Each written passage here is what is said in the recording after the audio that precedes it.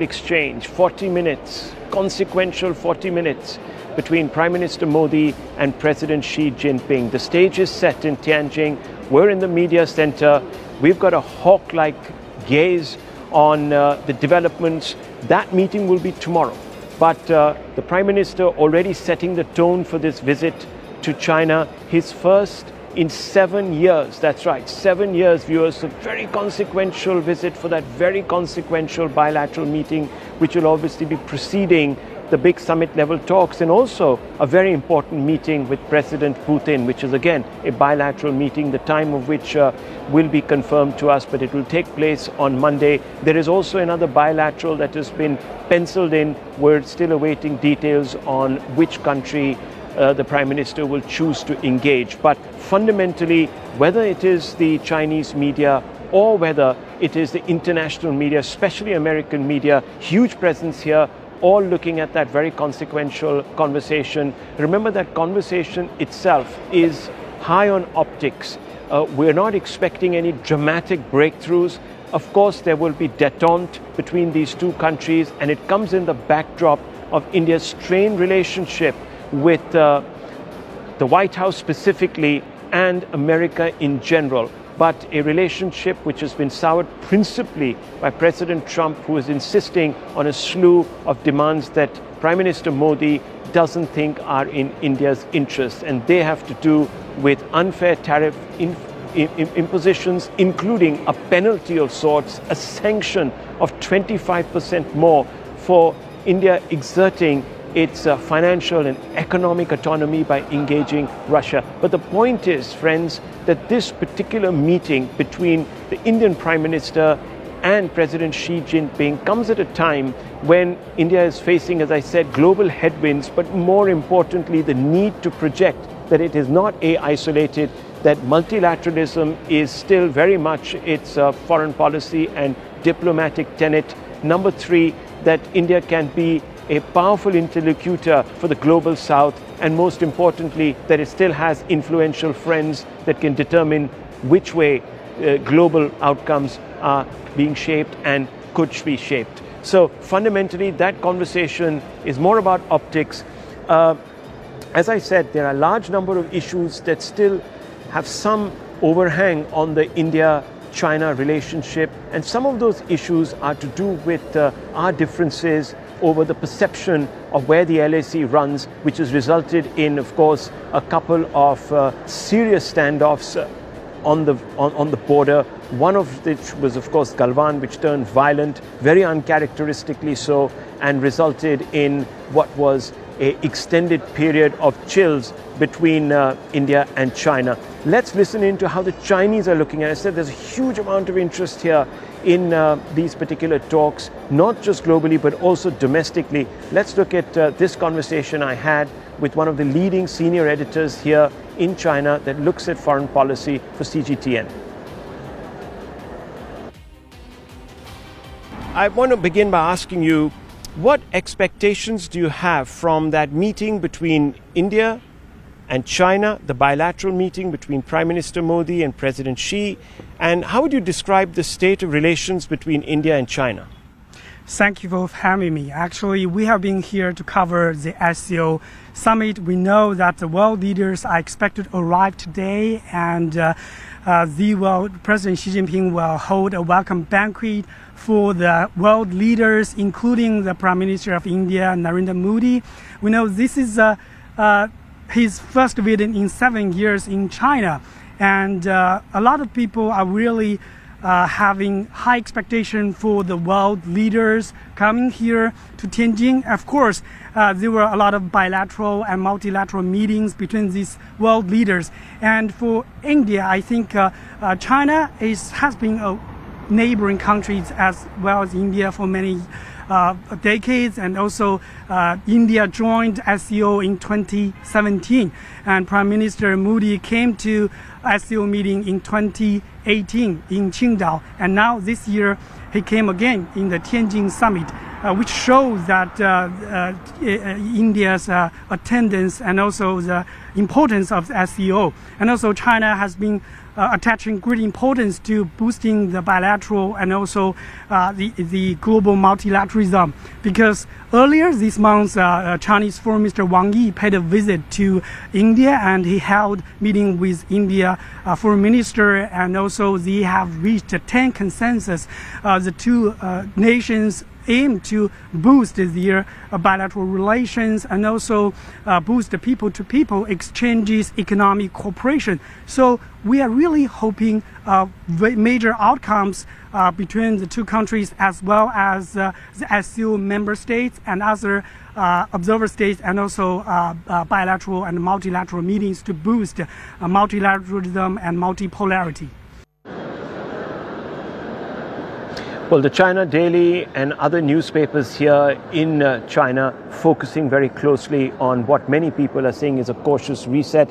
We can now talk to some of our guests to get a 360 view from Japan, from China itself, and of course from India. I'm joined by Professor Brahma Chileni, who's a strategic affairs expert, needs no introduction, Andrew K.P. Leung, China strategist, and of course Dr. Satoru Nagao, fellow of the Hudson Institute. So let me open this conversation out by gauging really the response to it from different stakeholders. I want to first begin with Andrew K.P. Leung, China strategist. Mr. Leung, this particular conversation is happening in the backdrop of course, global headwinds, with both India and China are facing on account of pressure from President Donald Trump on trade issues, trying to constrict the financial or economic autonomy of both countries, perhaps adding a bit of an impetus for both these countries to begin conversations. But how much of this conversation will contribute to improving ties between the two countries, given the yawning trust deficit that exists between them? And one of the issues being, of course, China's view of Indo-Chinese relationship being a zero-sum game. I don't think that China's view of the Indo-China border disputes or relations is a zero-sum game. That view is more held by China's adversaries and also even neighbors, including at one time India. China has never held this relationship as a zero-sum game. And I think that what is happening now, apart from the optics, apart from going through what's happening, the logistics, is more important to look at why is this particular meeting important? Why now? I mean, there's SCO meetings in the past, and there are sort of talk about multilateralism in the past. Well, why is it different? Well, it's very different now because the whole world order has been entirely upended, and the traditional ally of India, i.e. the United States, the most powerful country in the world, is now upending the world order it has created and sponsored since the end of the Second World War. And a world order based on a rule-based order. And of course, apart from ideology, promotion of democracy and human rights and so on, but essentially rule-based, rules voluntarily followed by many other countries around the world, including China, India, and virtually the entire group. But these rules are now being chucked out of the window in favor of American unilateralism and coercion and bullying. Well, no country wants to make an enemy of the United States, including China, India, and other countries. But I think that countries are beginning to recalibrate their relationship towards the United States, which is seen as a less reliable partner and is unpredictable, more and more unpredictable, but also recalibrating relationship amongst themselves, amongst the Global South, with European allies. Okay. Okay, we'll get into some of the most substantive issues by the by, but let me just bring in Professor Chileni and Dr. Nagao. Professor Chileni, you heard, of course, both the expert here, the senior editor here for CGTN, and you've heard Andrew K.P. Leung. How do you see this interaction? Let me tell you, there is a lot of coverage about this. There's a lot of conversation, even at the media center, a lot of questions about the shape of our relationship and what we can expect from these conversations. How do you see it sitting from India and the Indian perspective? Modi's discussions in Japan with the Japanese Prime Minister Ishiba sought to build on shared priorities and shared interests to deepen an already flourishing economic and strategic partnership. India and Japan are natural allies. By contrast, Modi's discussions with Xi Jinping will revolve around managing disputes and narrowing differences. So it'll be in sharp contrast to Modi's discussions in Tokyo. You correctly said that both China and India are facing strong headwinds internationally, and the issue that therefore arises is whether this will facilitate a real Sino-Indian rapprochement. One can certainly understand Modi's motivations for seeking a diplomatic talk with China. In fact, ever since Modi became Prime Minister in 2014, he's been seeking a reset in India-China relations. But this is his reset 3.0. So the first reset began right in 2014, soon after he became the Prime Minister, when he hosted Xi Jinping. That summit, even though it was described as a success, came with Xi Jinping bringing an unusual gift, a Chinese incursion into Chumar. Then Modi's Reset 2.0 began after Doklam, despite the Doklam standoff, and then after the disengagement in Doklam, China very quietly grabbed almost the entire Doklam. Despite that, Modi's Reset 2.0 led to Wuhan Summit and Mahabalipuram Summit. Now we are, since last October, when Modi and Xi Jinping met on the sidelines of the BRICS Summit in Kazan, Russia, we are now in Modi's Reset 3.0. Now the question that everybody is asking is whether this, given the changing international situation, whether this will lead to a real rapprochement between India and China. Here, I think we should at least add one caveat. There isn't a fundamental rupture between the US and India. It's not that as if suddenly these two countries have morphed from being close friends into becoming adversaries. The US is not an adversary of India. The US is not like China, occupying Indian territories or seeking to acquire more Indian territories. Nor does it pose a direct military threat to India or a security threat to India. Eventually, a US-India trade deal will be reached. At what cost? Nobody knows. But eventually, there will be a trade deal. And the relationship will regain momentum at some point. Whether it's in the next few months or post-Trump, one doesn't know.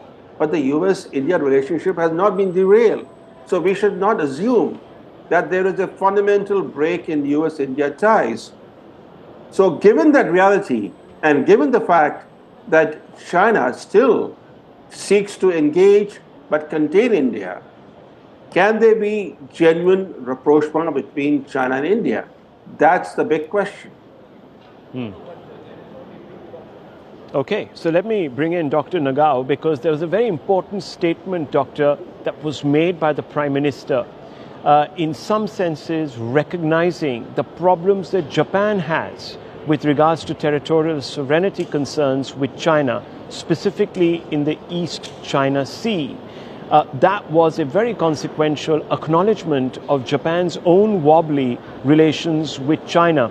How does Japan see the Chinese footprint in this particular region, and what does Japan make being a partner of India in Quad, which is an alliance that formally doesn't seek to, of course, contain China, but is definitely a pivot against China in the region. How do you see this exchange that is going to take place between Prime Minister Modi and President Xi? You're right. The joint statement mentions two countries, in this case India and Japan, concerning the situation in the East China Sea and the South China Sea. So similar situation has happened. In the India-China border, China's aggression has mattered. Of course, recently China tried to calm down, but this is temporary. In the long run, they increase activity. But similar situations happen in the East China Sea and the South China Sea. So that is a concerning point for both countries, India and Japan. But this time, this time, the Prime Minister Modi's schedule indicates a political message. Before he visits China, he visits Japan. And before the China holds a military parade, which celebrates World War II victory against Japan or something like that, before this ceremony, Yes, that's right. he leaves for India. So he will not attend the ceremony. So this schedule indicates that Prime Minister Modi is still concerning China, and there are plenty of the problem between India and China. So that's why the view from Japan, we can understand what kind of things the Prime Minister Modi want to send as a message. So Prime Minister Modi is our friend, and that is very fortunate for us. So that's why India is trustworthy. Even if India visit China, even if India is rising on the global stage, that is very important. And this is very positive for Japan, we believe. Thank you. Well, it's a very important point to make, as of course has Professor Chileni, because India wants to send out also a message to the wider world that it will respect its partners in whichever domain and pursue its interests, whether it means engaging countries that may not be sharing interests with other partners. So maintaining its strategic autonomy is important. That's why the Indian Prime Minister is also going to be speaking to President Putin, despite the shrillness of the rhetoric that is coming out of Washington, D.C. on that particular issue. But let's just get a sense of the situation here in Tianjin, how Tianjin is looking at all of this. A ground report that will fill in a lot of the blanks, and then we'll come back to our guests for final comments.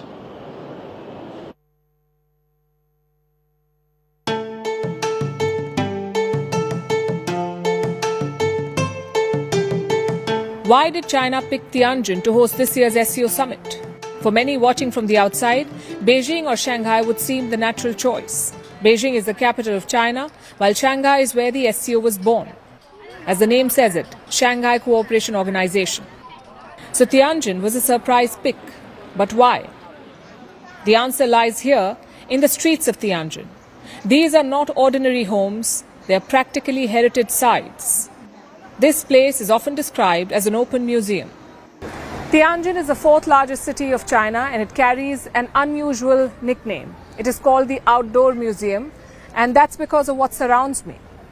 This city is an extraordinary collection of preserved historical architecture, buildings from different countries and different eras all standing together. And where we are right now is called the Five Great Avenues. It is home to more than 2,000 historical buildings. More than 400 of them have been designated as protected historical sites with plaques like this one. It says Great General Protection, Historical and Stylistic Architecture of Tianjin. You'll see this all over the place here. And this is what makes the city so unique.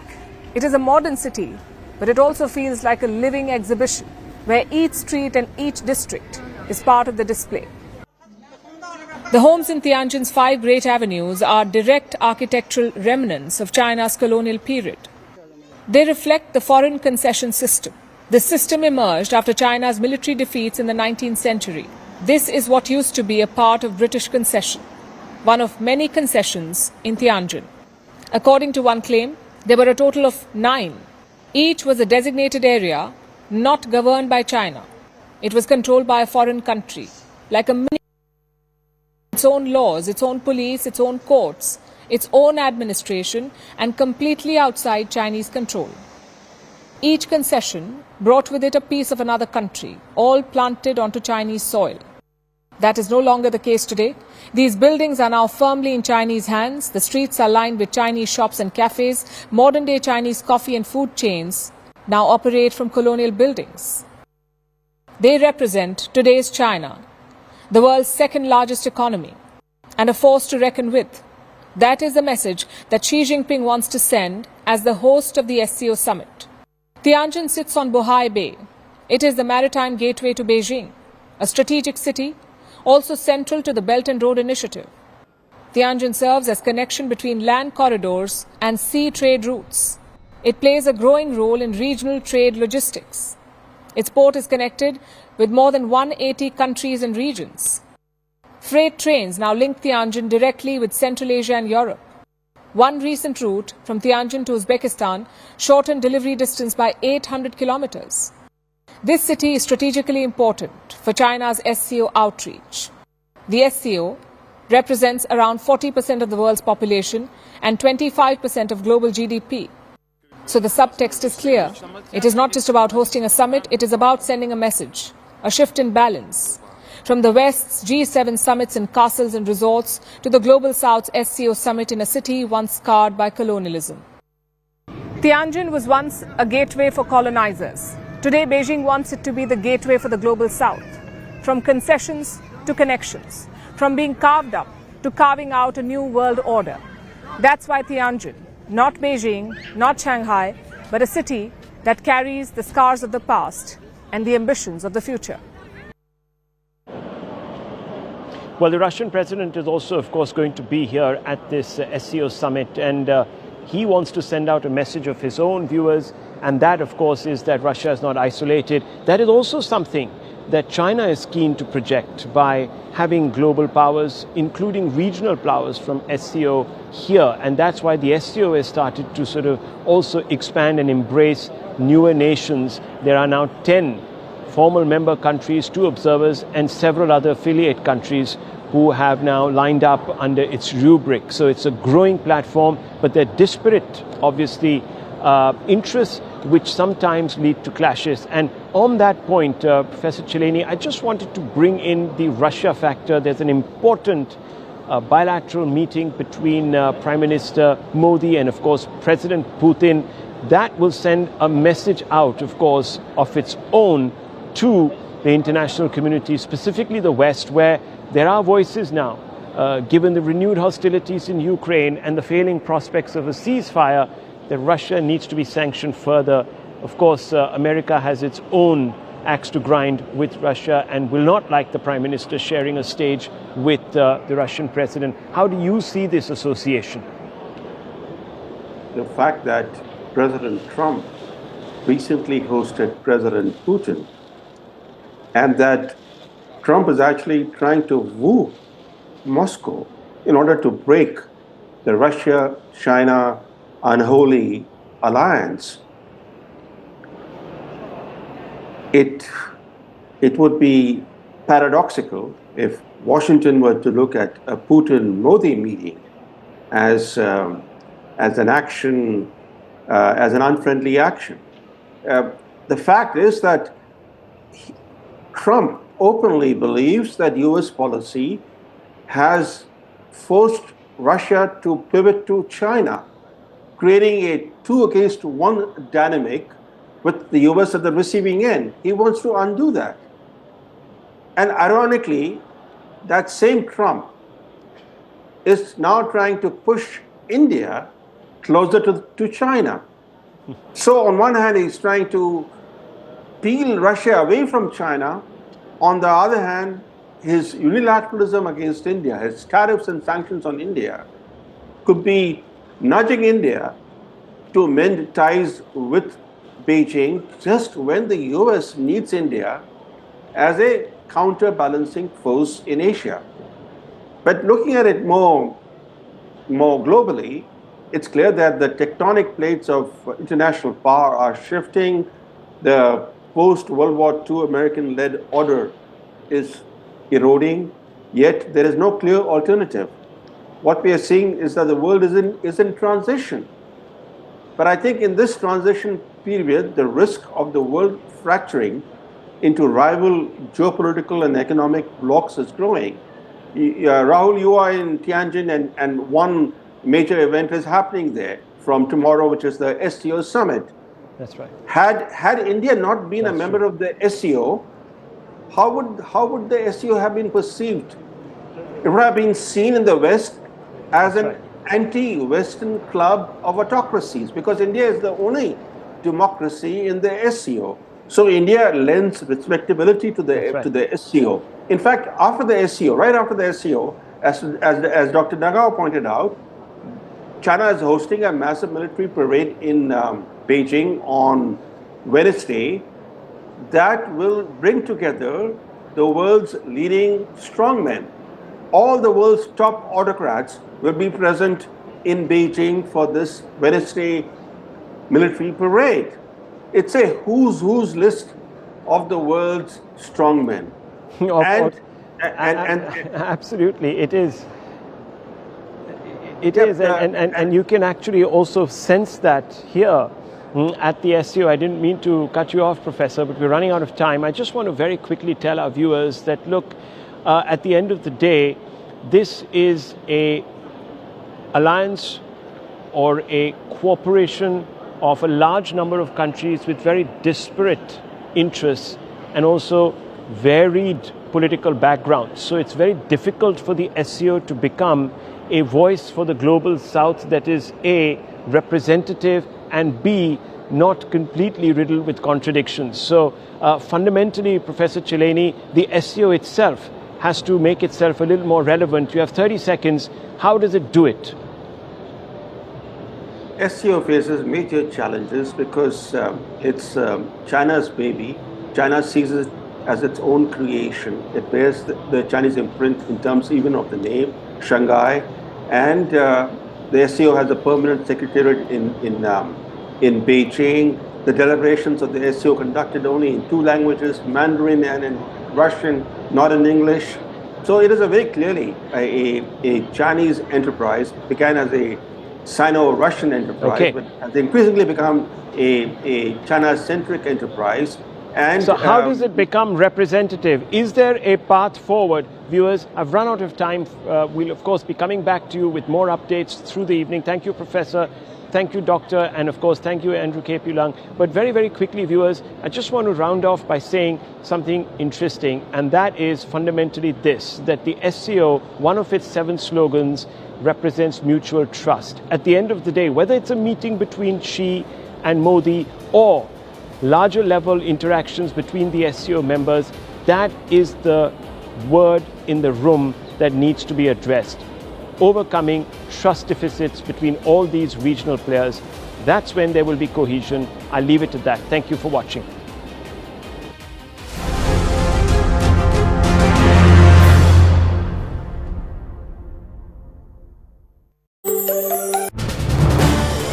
This is News 18 Network.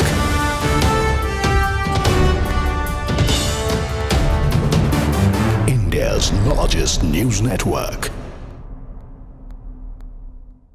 All right, now let's get you the top story that we are tracking at this point. Prime Minister Narendra Modi, along with Japanese Prime Minister Shigeru Ishiba, have left for Sendai City on the high-speed bullet train to visit a semiconductor facility. PM Modi also met the governors of 16 prefectures in Tokyo and highlights potential of states' prefectures collaboration. Also, yesterday, PM Modi held his first annual summit with PM Ishiba, marking his 8th visit to the country and reaffirming the deep strategic ties between the two nations. In a symbolic moment, PM Modi received a Daruma doll, Japan's emblem of perseverance, from the chief priest of Shorinzan Darumaji Temple. Modi praised India-Japan relations as vital to peace in the Indo-Pacific and announced a major collaboration. Japan's space agency will join India's Chandrayaan-5 lunar mission. The summit also addressed terrorism, which features predominantly in the joint statement also. India and Japan partnership is rooted in mutual trust, reflects our national priorities and is shaped by our shared values and beliefs. आतंकवाद और cyber security को लेकर हमारी चिंताएं समान है। Defence और maritime security से हमारे साझे हित जुड़े हुए हैं। हमने निर्णय किया है कि डिफेंस इंडस्ट्री और इनोवेशन के क्षेत्र में आपसी सहयोग को और सशक्त किया जाएगा। चंद्रयान 5 मिशन में सहयोग के लिए इसरो और जाक्सा में बनी सहमति का हम स्वागत करते हैं। हमारी सक्रिय भागीदारी पृथ्वी की सीमाओं को पार कर अंतरिक्ष में भी मानवता की प्रगति का प्रतीक बनेगी। All right, my colleague Akanksha is with us on the phone line on this story. Akanksha, as we were discussing about the meeting of Prime Minister Modi with the 16 prefectures of Japan, and now, of course, he is on board to that semiconductor facility. All right, my colleague Siddhant is there. Siddhant, yes, talk to us more about this Prime Minister Modi's visit to this semiconductor facility, along with, of course, Prime Minister Ishiba of Japan. This visit of Prime Minister Modi, as we were discussing before, is very, very important. And in fact, as a ritual, both Prime Ministers will jointly be visiting a semiconductor facility outside Tokyo. So as yesterday also in the joint statements that have been released, semiconductor critical minerals hold a very, very important place. In fact, they are the top priority for both the countries. And since Prime Minister Modi's focus has been on the semiconductor, and in fact, there have been many.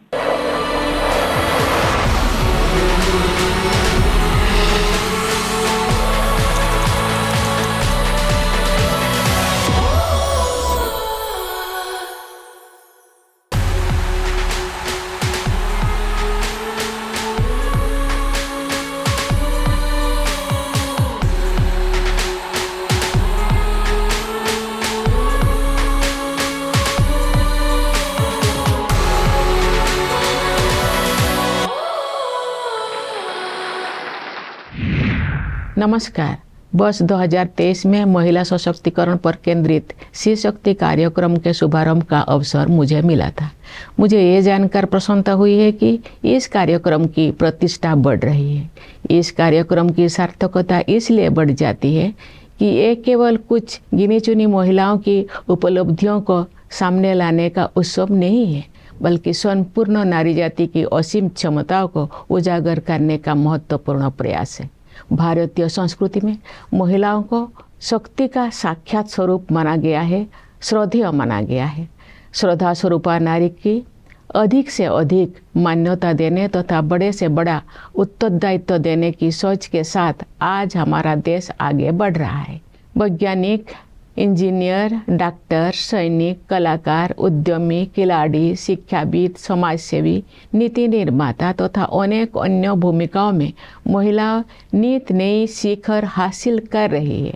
वे अब अवसर दिए जाने का इंतजार नहीं कर रही है, वे स्वयं ही आगे बढ़ रही है तथा दृढ़ विश्वास के साथ नेतृत्व प्रदान कर रही है। मुझे ये कहते हुए गर्व हो रहा है कि महिला केंद्रित बदलाव के प्रति भारत की दृष्टि स्पष्ट है और प्रतिबद्धता अटूट है। वास्तव में ये केवल बदलाव नहीं है, बल्कि क्रांति है।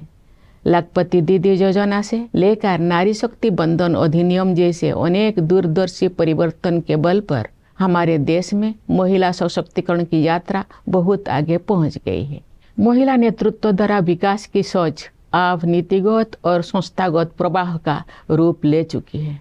मुझे खुशी है कि सी शक्ति कार्यक्रम के माध्यम से एक ऐसा प्रभावी मंच विकसित हो रहा है जिस पर एक और उपलब्धियों का उत्सव मनाया जा रहा है, तो दूसरी ओर परिवर्तन को नई ऊर्जा प्रदान की जा रही है। इसके लिए मैं न्यूज़ 18 नेटवर्क की सराहना करती हूँ। मुझे बताया गया है कि इस कार्यक्रम की यात्रा का उद्देश्य महिलाओं का सम्मान करने तक ही सीमित नहीं है। ये सर्वसमावेशी भारत के निर्माण की दिशा में आगे बढ़ने का प्रस्थान बिंदु है। मुझे विश्वास है कि आप सब महिला सशक्तिकरण की अनवरत यात्रा में अडिग प्रतिबद्धता और अदम्य साहस के साथ आगे बढ़ते रहेंगे। आप सब एक ऐसे राष्ट्र के निर्माण में भागीदारी करेंगे जहां प्रत्येक महिला की पुकार को सुना जाएगा, उसे रोकने वाली हर बाधा को ध्वस्त किया जाएगा और इसके सभी सपने साकार होंगे। धन्यवाद। जय हिंद, जय Bharat. Namaskar to all of you. It's wonderful to see so many of you gathered here to lend your support to a cause that is very close to our hearts, Shri Shakti. With me is the British High Commissioner to India, who's not only shaping the future of India-UK ties, but also representing women in a field that is traditionally dominated by men. Ladies and gentlemen, please put your hands together for Her Excellency Lindy Cameron. You've had a long and diverse career. The world is changing, and women are bringing their unique perspective. But back when you started, the world was very different. What is it that drew you towards diplomacy, and what is it that keeps you going when you face challenges, which I'm sure you face many of? Thank you so much. The truth is, I'm actually a bit of an accidental diplomat. I started my career in the private sector at McKinsey, but I really wanted a career that would allow me to travel the world and to make a difference. So I actually ended up moving from the private sector into government work through working in development. And the early part of my career was largely in DFID, the UK's Department for International Development, trying to make a difference to lives, including women's lives.